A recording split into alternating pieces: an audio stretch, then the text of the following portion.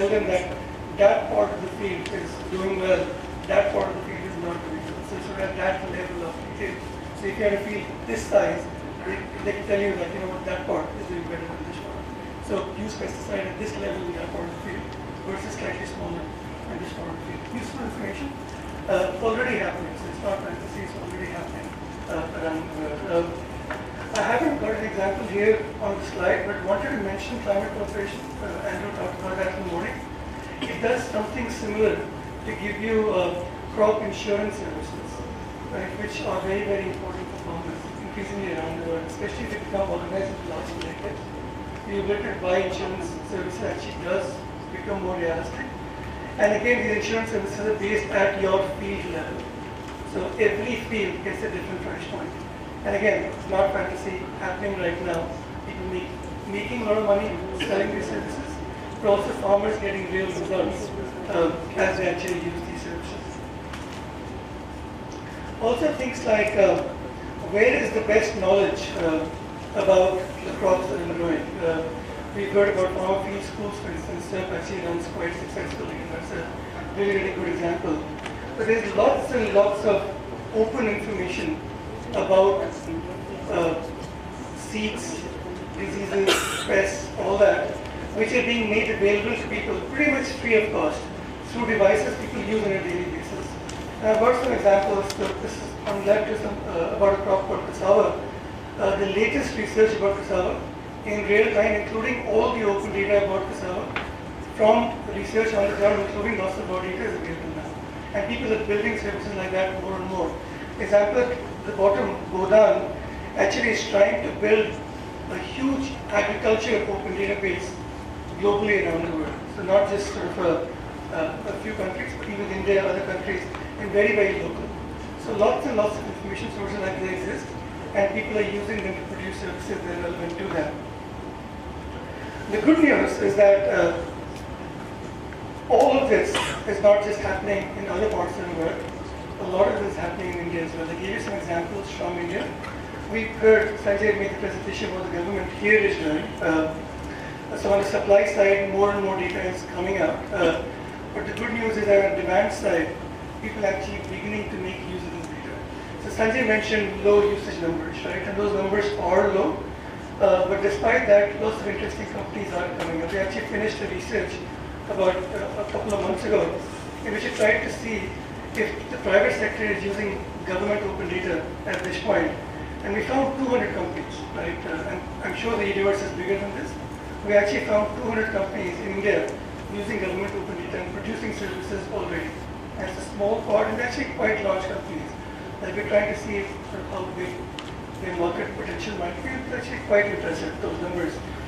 We'd be happy to share those numbers. So it's small, but it's growing, and it's real. There's also journalists, for instance, data literacy we heard about just a while ago. Journalists are beginning to use open data more and more. Many of you actually organize boot camps. We've been part of boot camps, including in Hyderabad already. Indian School of Business, for instance, is a pioneer in this space. So lots of things happening in that area also. So yes, early days, but real examples of use in India, and the signs are very, very, very, very positive. So while those numbers may be low, the reality is that those numbers can only grow bigger. The national numbers tend to be low because the data often is at a very, very high level. But as data like yours starts coming in, local, state level data, that's actually more meaningful for people. And you'll see those numbers actually come up. The last point I wanted to make was the ecosystem. We keep coming back to this idea through the day today, through the session today. Parmesh talked about it, Sanjay talked about it, all the speakers have talked about it, right? It's critical that you bring a variety of actors into this. The state can be a player, but non-state players are critical. Investors are critical, innovators are critical. The SAFE program actually has done a very, very good job sort of beginning to form that ecosystem. But in India, we're seeing lots of examples focused on agriculture already. So the two examples, Innovation Alchemy, for instance, has already funded a company around the cotton value chain. Right? So they sort of worked in, I think it's in Punjab, I could be wrong, but around the cotton value chain, they sort of connected producers with market forces. And it's a pretty successful example. They're quite proud about it. On the right, IIT has this innovation lab. I think that's in Chennai, if I'm not mistaken, has an incubator already in place. One of their focus areas is agriculture, and they're already sort of supporting companies and building technologies that can actually help you create services aimed at farmers. And they're connecting the technology that they create with innovators and connecting with investors. So lots of action already, and a lot of this is probably worth bringing into projects we're doing in Pradesh at this point. Plus the examples beyond that in the afternoon in the panel discussion. We hear about other people also working in this space. I'm going to actually wrap up very, very quickly with this last slide by just sort of re-emphasizing some of the points that have been made already, right?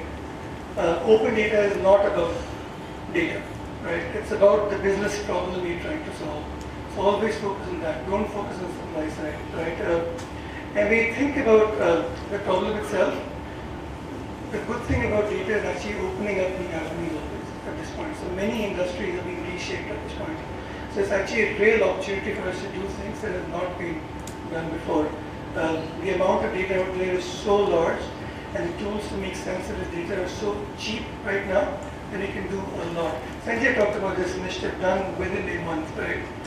3 or 4 years ago, you would spend years doing something like this, and probably millions of dollars on things like this. I'm so sure they spent much less than $1 million putting something like that out there. So the opportunities are immense at this point.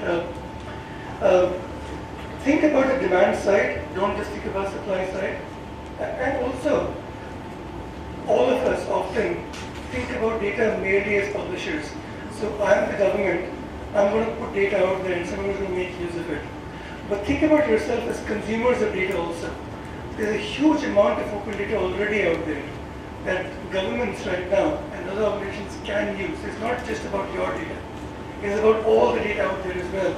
And you have to learn to combine your data with that data. That's truly where the value comes in, right? Many examples we can go through. And the last point I wanted to make was that don't try and do everything yourself, right?